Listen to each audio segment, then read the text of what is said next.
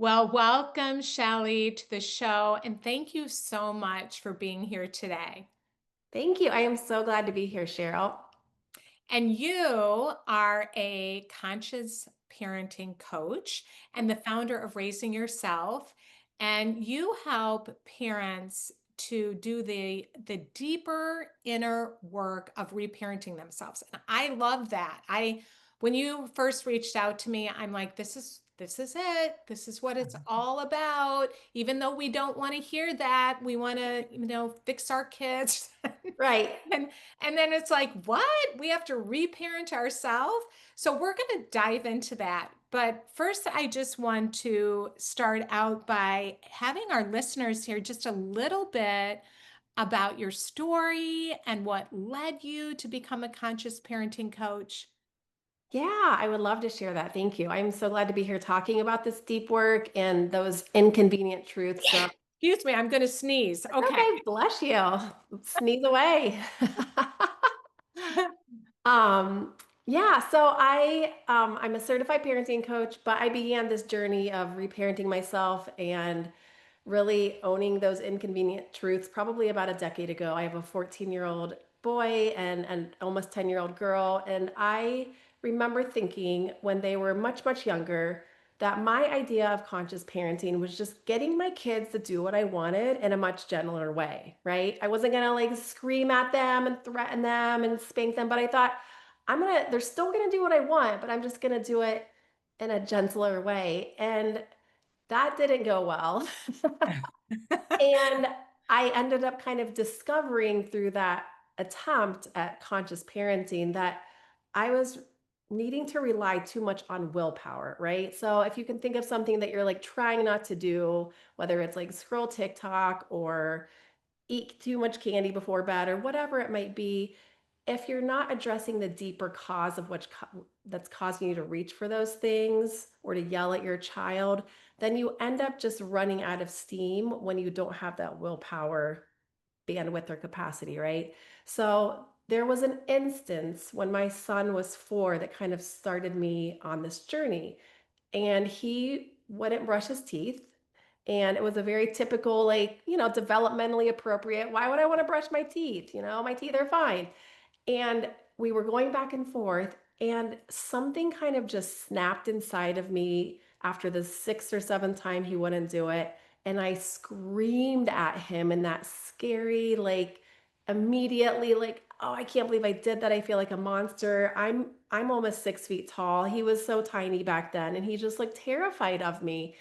And it was literally in that moment when I thought, maybe I'm the problem. Maybe I need to like look at what's going on beneath the surface that caused such an explosive reaction because it was so disproportionate to what was actually happening in that moment, right? And that is when I started getting really interested in this idea of reparenting yourself and understanding your triggers and how to raise yourself right alongside your kid. I love that. And that you did it when they were so young, that Yeah. you had enough discernment, insight to go, oh, this is something, there's something going on inside of me that Right. needs reparenting. Did you hear those words? Because I think somewhere, did you read a book that sparked that for you? Yeah, I'm sure I did. It's so long ago that it's not crystal clear what that book was, but I suspect it was probably a Dr. Shafali book. And I Hmm. know she talks in all of her books a lot about, reparenting that younger part of yourself that didn't get what you needed. And in that moment with my son, I was not being heard. And it wasn't 40-year-old Shelly that wasn't being heard. It was 5-year-old Shelly that wasn't being heard. So then I locked horns. It was like little me against my son, right? So then your inner Yes. child is fighting your actual child, and you really do go back in time and you forget who you are in that moment, that you're a capable, confident adult who's, capable of handling the situation. You kind of revert back to old patterns. And you don't mean to. And I have forgiven myself and I repaired after that moment, of course. But it really shines a light on how much work as adults and parents we have to do when it comes to healing those wounds that we all left with, right? I mean, we could have had wonderful childhoods, and whether it was from our parents or a teacher or a coach, we all exited childhood with some level of wounding, right? And that doesn't mean our parents and our coaches and our teachers were all bad. They were probably passing on some stuff that they inherited too, right? It's not about blaming or judging or shaking our fingers at anyone. It's about saying, ooh, I inherited that, and I certainly don't want to pass that on to the next generation. Yes, yes. So much of what you're saying, it's so good. And I really want our listeners to think about this because I really think it's at the root of our reactivity. And Yeah. we often just want to fix the behavior. Stop yelling, right? Yes. Don't do that Mhm. anymore. We feel so guilty, like you said. And it's like, why can't I know better, right? But why can't I change this reaction? And so I see that in a lot with the moms that I work with. Yeah. And that whole kind of concept of reparenting, I love that because that's what I ended up doing and realizing. But my daughter was in middle school when I was getting triggered all over the place. Yeah. And that's how I started Moms of Tweens and Teens because I find a lot of the things that maybe we could control when they were younger, when they Mhm. become tweens Yes. and they start, the hormones start acting up and they're pushing away, Yeah. that we can really start getting triggered because we feel out of control. Like, what? Now they're arguing with me, now they're Right. disagreeing, like now they're dressing a different way, like it's Yeah. not supposed to be this way. Yeah. And yeah, and so much was getting triggered in me. And then I ended up going into her therapy session with her. And kind of like what you were saying, standing in the bathroom, it dawns on me. Yeah. I'm like, I'm the one that Mm. needs help here. And so much of it, and you talk about anger, um, in a lot of what you've written, it was the anger. It was that she was expressing a lot of anger, and when growing up, anger was not okay. Yeah. It was okay to cry, and then I made that connection, but it wasn't right Mhm. away. It was like years later, oh, I'm crying, but I really think I'm angry. But like Yeah. anger wasn't safe, right? Yeah. And so did you see like can you link some of your behaviors like rules that you had in your family or like I think I've read a lot of your stuff like image, like our Yeah. kids are supposed to do things a certain way and that Right. reflects on us. What were some of yours? Well, I'm going to share with you an incident that just happened recently because I feel like I probably have dozens and dozens that I could share. And I'm just going to pick one that maybe even two that happened recently that are really fresh in my mind. So I have a 14-year-old, as I mentioned, and I'm often reminding him, like, hey, buddy, like, your clothes are on the floor. Can you please get them off the floor, throw them in the washer, whatever, just like picking up after himself. And um, I use my kids' bathroom sometimes because it's where the only bath in the house is. And I am like notorious for just leaving my crap in there and leaving my clothes in there. And I don't really think much about it. And the other day, my son came up to me and he was like, Mom, respectfully, he's like, he was kind of being cute about it. He was trying to like be lighthearted. And he was like, could you please get your clothes out of my bathroom? And he was totally like respectful. He's like, they're just in there every week and they're just like in my way and our bathroom's small. And he kind of like listed all the reasons. And there was a part of me that wrote like that was like bubbling at the surface that was like, who does he think he is asking me to pick up my laundry? And I literally, and that's a built-in narrative. Well, not maybe built-in, but an inherited narrative, right? That I picked up somewhere along the way that like, how dare a child ask me to like do what I'm asking him to do? The nerve, right? To not be hypocritical. And I just looked at him and and I had to like quiet that little voice that was like my ego, right? That was all like puffed up and like, how dare he? And I was like, yeah, sorry about that. I'm like, I am notorious for just like taking a bath, leaving my clothes and like not picking. I'm like, I hate putting my clothes away just as much as you do. And I was like, I will do that. Thank you for asking me so nicely. And that was it. And it was literally like a 60, 90-second conversation. But had I indulged in that tiny little narrative that I had inherited, that could have turned into a completely unnecessary like moment of friction, right? Yeah. So in that moment, you were that's exactly what you were doing was reparenting yourself in that moment. Right. Yeah. Giving not only yourself. So when I talk about reparenting, I often describe it as giving that little smaller version of yourself what you did not receive in childhood. But it's also about giving your actual child what you didn't receive in childhood. And that's the essence of cycle breaking, too, right? Because when we're reparenting, we're simultaneously breaking cycles that we don't want to pass on to the next generation. So, yes, in that moment, I think I gave little me and my son, who is big, not big me, but he's 14 and he's 6'2" now. So he feels like a giant. He's like interacting with an adult now. But yeah, I think I gave us both what we needed and deserved. And so that was a really small but very cool moment that I think will live with me probably far longer than it lives with him. Yeah. Yeah, that's such a good example. I think sometimes the little examples are the best, you know, Yeah, to yeah, understand in that moment how easily we want to be defensive. yeah. That younger part that maybe got criticized growing up, that you weren't Right, doing it right. right, right. Or that you didn't have a voice. Like, how dare you Mm-hmm. like ask the parent to do something? It's that sort of hierarchy that I'm trying to dismantle in our family. And that's not to say that you're not the guide and you're not the leader as the parent. Of course you are, but it's those simple little interactions that can just send a really clear, empowering message to your kid that, like, yeah, thank you for asking me that. Like, thank you for telling me what you needed. Your voice matters, and I'm going to honor that. And Yeah. it kind of comes full circle because the next time you ask your kid to do something, maybe they're not going to do it 100% of the time, right? Because they're kids and they're going to forget, but they're going to be a lot more likely to cooperate because they felt respected in their requests. Yes. Yes. I love the um how he felt the freedom Yeah. to say that to you. Yeah, me too.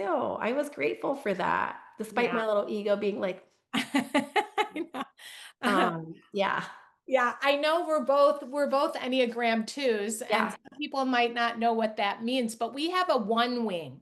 And a one wing is more of the perfectionist too. And I used to get so defensive.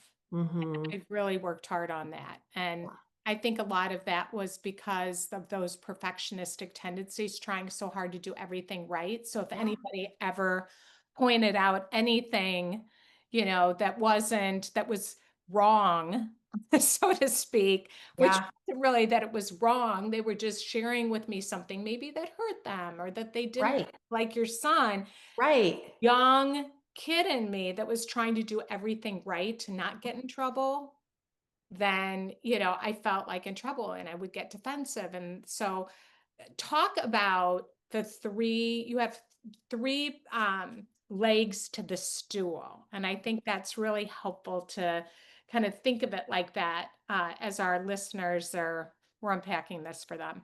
Yeah, our inner child is one of the legs of the stool, so that's the reparenting, our actual child, and then us. And it all comes full circle. And when I say us, I mean like us as the adult parent leading both our inner children and our child. And helping that all really flow harmoniously really starts with acknowledging that we have a younger version inside of us that probably needs a little bit of TLC so that we can support our actual child and so that we can feel so that we're coming from a place of wholeness and from a sturdy foundation when we are triggered by our kids, right? So, yeah, that doesn't mean we're never going to get annoyed with our kids and that we're never going to be triggered again. But when those moments arise, we're coming from a place that has been healed or at least mostly healed, and we have a different more compassionate capacity to act from and to respond from, right? If we're responding from our wounds, we're always going to respond in anger because our wounds are where we're the most scared, right? So, like me reacting to my son when I was yelling at him about him not brushing his teeth, I was saying, I am so scared I am never going to be heard. My own child won't even listen to me. Who's going to listen to me? Is anyone ever going to listen to me? That was little Shelly, right? And so now I have those wounds have healed, at least that like voice that says my voice doesn't matter. And so now when my kids do something that trigger me, I can just 5 seconds. I'm safe and I can do this, or I'm capable, or whatever sort of like mantra or anchor feels good to you. Just that little pause can prevent so much damage from happening. Yeah. What have you found are some helpful um things that you say to yourself? I'm safe. I Mhm. watched Instagram, everybody's wonderful. And I love that you did like you're safe. Yeah. Things that we need to talk to that younger Yeah. version of ourselves and tell them what they need to hear. And Yeah. I know it sounds woo-woo sometimes to people, but it's so true. It's It like little is. kids inside all of us that are asking all the time, like, do I matter? Right. And, feeling misunderstood and feeling criticized. And, we're just, yeah. Yeah. So a couple of my favorites that I repeat to myself are how would little me have wanted to be treated in this moment? So just Mm, kind of like having like this mental image of yourself and how she would have wanted to be treated in that moment. And I love saying to myself, this isn't so much to our inner child, but more to like grown up versions of us. We're on the same team. Like it doesn't feel like it when you're in a conflict with your child, but I even say that to my kids, especially my teen, when it feels like, he's in a feisty mood and he really wants to go to like battle. And I'm like, dude, we are on the same team. Like I am literally on your team. I want what's best for you. And so just like even saying that out loud can sometimes disarm a teen or a tween who's just ready, sometimes they're just ready for battle. And the other one, probably my favorite, is I want to feel good on the other side of this, right? That feeling I had when I had screamed at my son all those years ago, that was not the feeling I ever want to have. And that was kind of what propelled me into action. I was like, oh my God, I don't ever want to feel like this again. Like just the guilt and the shame and like I just felt terrible about it. And so I just try to enter those conflicts with that intention. Like, I want us to both, not just me, but really both of us to feel good on the other side of this. Like, we were both heard, we were both respected. Maybe one of us didn't get the outcome we were hoping for, but the feeling of being intact and securely attached is still there. hmm Um, I think it's very helpful to say out loud what you said. The we're on the same team. Yeah. I'm for you. It's just kind of like putting a stake in the ground, and like we are Yeah. on the same team. It might not feel like it right now, Yeah. but I am for you. Uh, Yeah. and I think that's a really helpful thing to find those things. Maybe we can even sometimes say out loud um, that are going to help us. Yeah. Yeah. Yeah. Um, so as far as like the repair, because moms I work with do feel a lot of the time like they're failing, and they do feel guilty that they're yelling. Yeah. And what do you do in that moment when you feel like, oh, I blew it, Yeah. I didn't like the way I handled that? Do you find you still have some of those moments where, you don't respond the way that you wish that you would have? Absolutely. I can just this week with my daughter, my 9-year-old, I got frustrated with her. I don't even remember exactly what it was. And we never remember those details, right? But we remember how we made them feel. We remember how we felt in those moments. And I wouldn't even say I yelled, but I did say something in a kind of like elevated voice tone and it felt kind of snarky.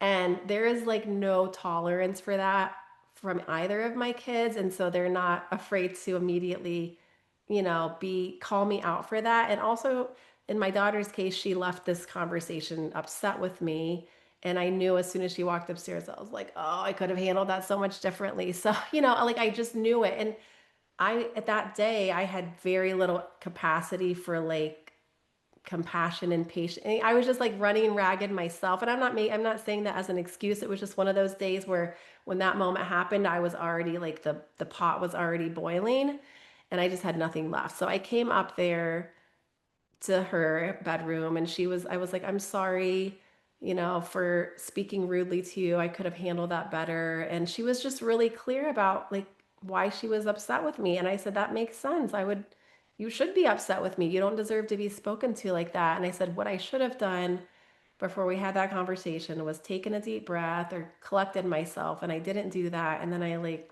spilled all my anger all over you. And that was not fair at all. And she's like, it really wasn't. And I'm like, I know. And and I'm like, I know.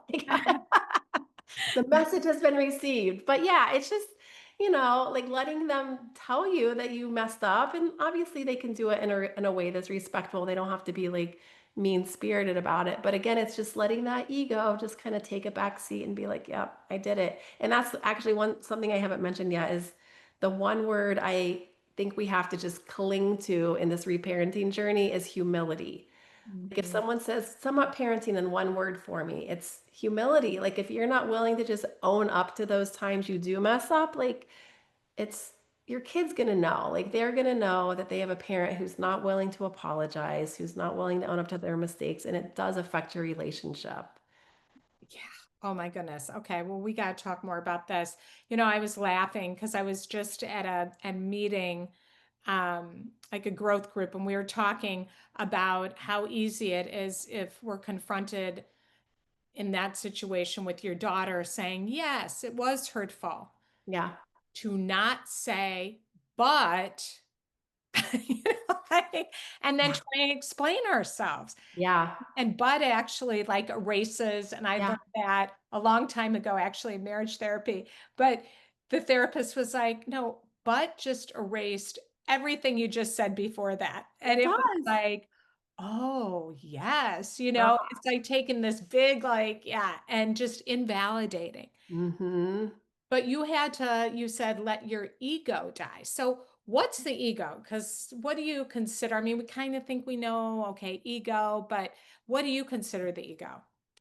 Well, for me, I think you summed it up perfectly earlier. It's those perfectionistic tendencies where we think we're like infallible, like I wouldn't make that mistake. And it's pride, right? Yeah. And I think that just gets in the way of love. And that sounds a little like maybe cheesy now that I've just said that out loud, but it really does. I think when we're unwilling to see our own mistakes and the error of our ways, it prevents our children from feeling close to us because now we're making them wrong. And it's hard to be close to someone that makes you feel wrong. Yeah. And yeah, so and my kids have no problem calling me out. My son did it in an even more direct way when we were having a conversation a couple weeks ago, and he said, "I have some feedback about your parenting." And I was like, "Buckle up, everyone." I was like, Why and did I teach you this? Feedback. I know, like, As and long those, as yes. I don't like it in those moments because it's not like I'm like all rainbows and unicorns about it. And I'm like, oh, this is gonna be so lovely. I can't wait for him to dish on me, about what it is he thinks about my parenting. And I was like, like a kind of a crack of the neck. And I was like, okie dokie. And I was like, what is it? And he went on to tell me, I'll tell you what he told me. He's like, you're always asking me to assume the best in people when we're having like some conflicts, and he's like, I don't think you're assuming the best in me right now. And I was like, the gasp, but I mean, for whether I believe that to be true or not, that was his perception. And I said, okay, I am so glad you told me that. I didn't see it that way at all, but I can understand why you would see it that way, right? It's just like validating like his perception of what's happening. I really didn't feel wrong or bad in that moment. And I did see where he was coming from. So we were just able to like kind of have that conversation. And then he moved on. Like once he got it out of his system and then I validated him, I was like, yeah, I can see like I'm not totally walking my talk here.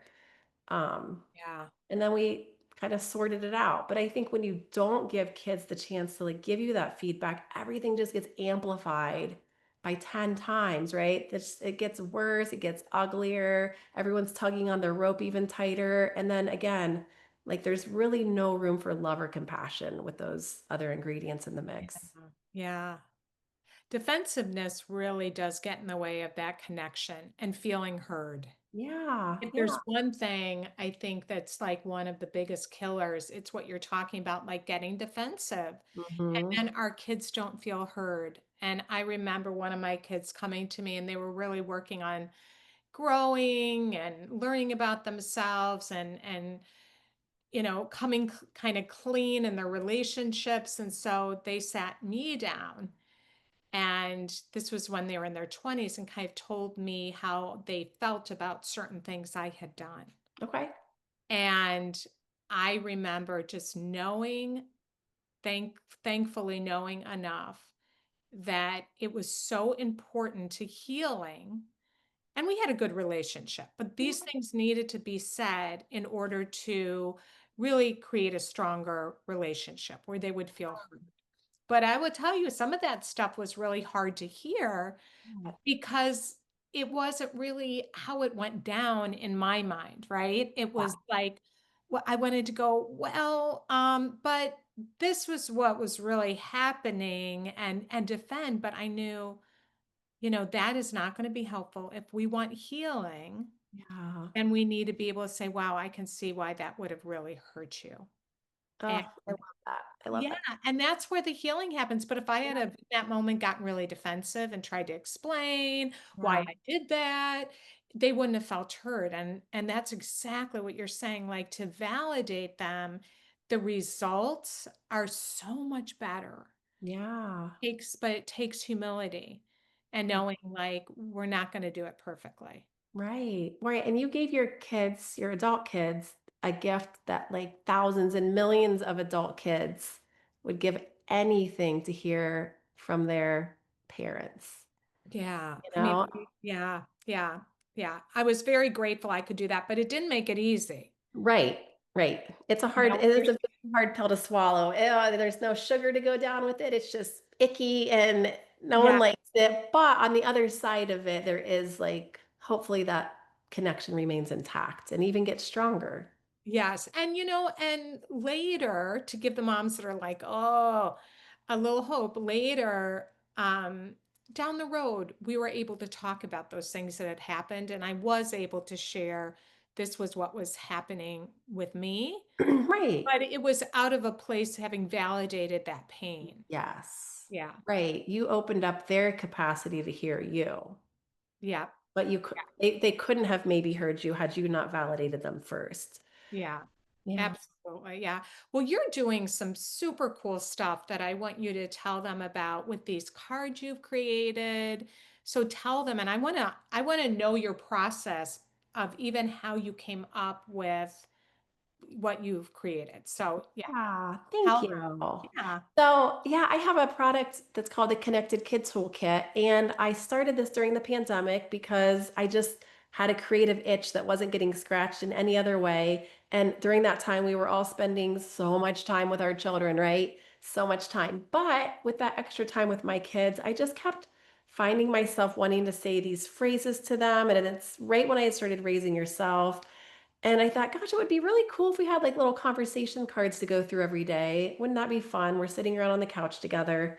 And I couldn't find anything that existed that I really liked. And I also wanted it to really tie to inner child work because I think there are so many tools out in the world that are just for the kids, which is wonderful. But I was like, parents, I'm like, we need healing and we need support and we need our own resource. So, these cards are really not just only for our children, but they're for little us to read too. And I think when I started sharing this with small groups of parents at the very beginning phases of this, almost everyone that came back to me said, I was sobbing because I needed to hear all of these things when I was little, and they hadn't even used them with their kids yet. So there's a reparenting workbook that comes with it, and there's activities that come with it. Because another thing I wanted was like, well, I don't want parents just to read these cards and be like, well, that's enough. Like, I wanted there to be actual things you could do to make them come to life, right? So there's really fun, and they're all free activities that you can just do to kind of supplement the cards so the kids actually feel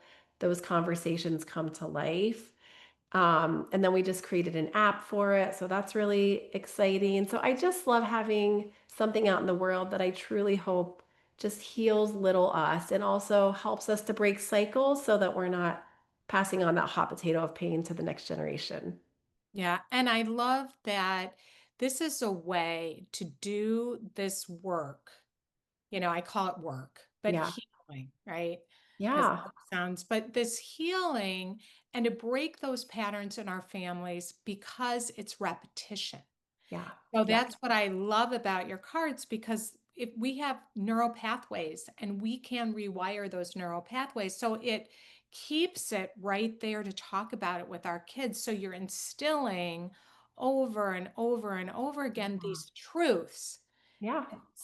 when we were little, that for whatever reasons, we have gaps and Yeah.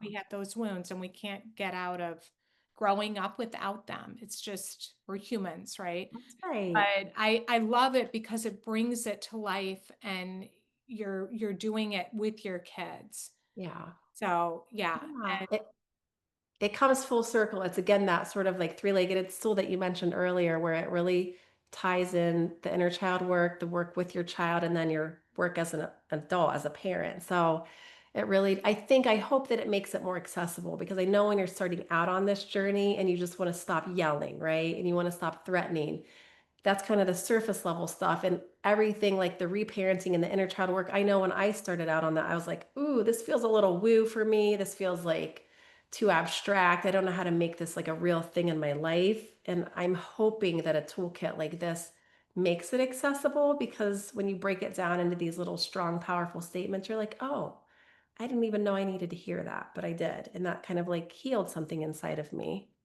yeah, I love that. What is like one example of something that you do in the reparenting workbook? Oh, so yeah, there's a lot. Well, there's 6 categories in this toolkit. I won't list them all, but some of them include unconditional love, apologizing, things like that. So aligned to each of those categories are journal prompts in the reparenting workbook. So there are just questions that kind of invite you very gently to probe into your childhood and document and write down like things that you're like, ooh, I think I could have gotten more of this. And again, it's not like this exercise of like bashing your parents or blaming anyone. It's just this kind of gentle exercise where you're responding to what happened. And then you're saying, okay, I didn't get that. Now, how am I going to give that to myself as an adult? And Yeah. it's very practical so that it's not just like this, I'm very angry and I'm going to write down everything I hated about my childhood, but it's really taking those wounds and saying, okay, this is what happened. And here's what we're going to do about it. And we're Yeah. going to do that for little me, and we're also going to do that for my child so that we both grow up together, right? And raise ourselves. Yeah, we are definitely, our kids are our best teachers. Yeah. Yeah. They are mirrors for Yeah, sure. yes. So tell them where to find you, and I'll put all the show notes, all the links in the Wonderful. show notes. Oh, and I know, tell them because I just want them to get a taste. Tell them a couple of the cards. Yeah. Okay. I'll tell you one of them. In fact, if it's okay with you, I Yeah, have it yeah, up yeah, right yeah. here. Because they might not really understand what they say. Yeah. So I think they're super cool. So I don't know if you can see this. Actually, the lighting's really bad here, but one of them, this one says, "You never have to earn my love." And then there's writing on the back of each card. So there's the big statement, and then on the back of each card, it unpacks it a little bit more so you can share more if you want to. Another one is, "You are valuable regardless of your achievements." That's a good one. Mm, That's one I read all the time. I have to read that one all the time. And there are quite a few cards that talk about anger and how anger is okay, and helping children and adults kind of unpack what's underneath of the anger, so the anger isn't demonized, but it's rather accepted. We're not saying, like accept the actions from the anger, but accept the anger to help diffuse it and to kind of get underneath what's causing it, what fear is underneath of that. So there's a lot of that in these cards, because I think so many kids and so many of us grew up with our anger being shamed yes. and just shut down, and that anger doesn't just magically go away, right? It like simmers and it builds and it amplifies. And so a lot of those cards just help kids work through that so they don't feel ashamed for being angry. Yeah, and they can figure out, okay, anger is like a good emotion that it tells us that we need to pay attention to it. There's something that's going Yeah. on. Maybe we have to have a conversation with somebody. Maybe we need to use our voice to say, stop, or that's not okay, or I'm Yeah. hurt. Right. So now I'm angry, but I'm really hurt or I'm really sad. And Yeah. so much good information underneath anger. Yeah. So much. Yeah. Yeah. So they can get all of that. So they go, say again, because I Yeah. interrupted. Oh, yeah. No, I don't think I mentioned it, but those are available at kidtoolkit.com. And my website's shellyrobinson.com. So if you forget that first site, you can just go to shellyrobinson.com and all of my resources. I have both free resources and resources you can invest in for your family. Everything's on there. I'm on Instagram and Facebook as Raising Yourself. Yeah, I love that. And one of them, and having tweens and teens, it's really good with what I've seen with the cards. It's even that there was one like you're allowed to disagree with me, something like that. Yeah. So I think that having tweens and teens, we need to hear that. It's okay. They're trying to find their voice. They're trying to learn how to assert themselves. It might Yeah. come out sideways, but Hmm. I thought your cards are very good for being able to open up a conversation around this too. Like, okay, Yeah. is it really okay to disagree with me? What does everybody think here?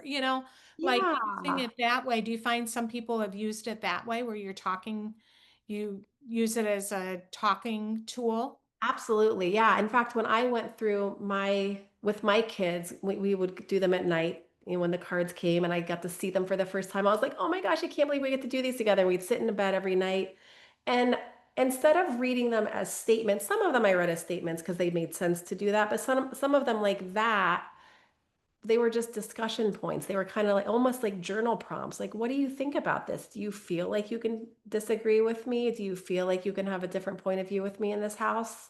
And like they were just jumping off points for having those deeper conversations and making sure that what I was putting on those cards were actually true and happening in my house. So yeah, I think they're just really good conversation pieces for both the parents and the kids. It's a great dinner time tool, right? If you don't want to talk about like how was your day at dinner and you want to have these deeper conversations, it opens up all sorts of interesting conversations, and it also sheds light depending on how old your kids are into your childhood. Like, well, you can tell your kids like, well, when I grew up, I wasn't really, like my opinion wasn't quite as validated. And I want to, you can do that in a way without like making Yeah. them, hey, Mhm. grandma and grandpa, right? But like, delivering that message in a way that just says, I want to make sure that you feel heard. And like, are there any examples when you haven't felt heard? Can you tell me about that?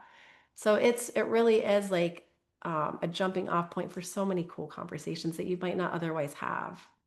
I love that. We need help on how do we have those more meaningful conversations with our kids and help. And we didn't even talk about that a lot, but how to help our kids build that emotional intelligence, which is Yeah. part of your work. So yeah. Thank you for letting me share. I really appreciate it. I love talking. Yeah, I love it. So thank you, Shelly, so much for the work that you do, Yeah, and make sure you check everything out in the show notes. And yeah, I appreciate you, and this has been awesome. thank you. I appreciate this conversation.